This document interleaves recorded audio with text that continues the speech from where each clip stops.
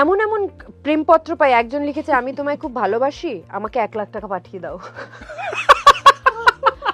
হাতে লেখা চিঠি তো অনেক জন্ম আগে বন্ধ হয়ে গেছে, এখন পৌঁছবে কি করে? আমার বাড়ির অ্যাড্রেস জানতে হবে না, আমার অফিসের অ্যাড্রেসে আসে অনেক, আই সোয়্যার, মানে আই হ্যাভ আ ভিডিও, মানে আমার কাছে যে কিসব চিঠি না, মঙ্গলসূত্র, সিঁদুরের ডাব্বা, I am not kidding, very bad gesture. and মানে there has been horrid experiences also. I'll tell you what happened. I have that video.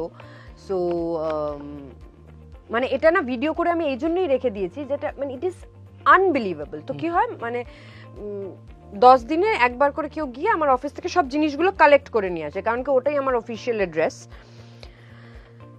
এমন এমন প্রেমপত্র পাই, একজন লিখেছে আমি তোমায় খুব ভালোবাসি, আমাকে 1,00,000 টাকা পাঠিয়ে দাও। I still have reverse dowry.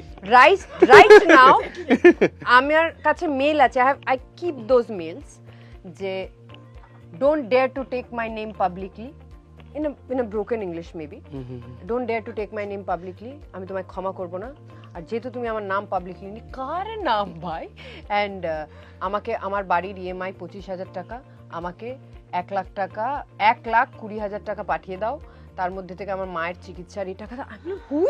I get this kind of mail.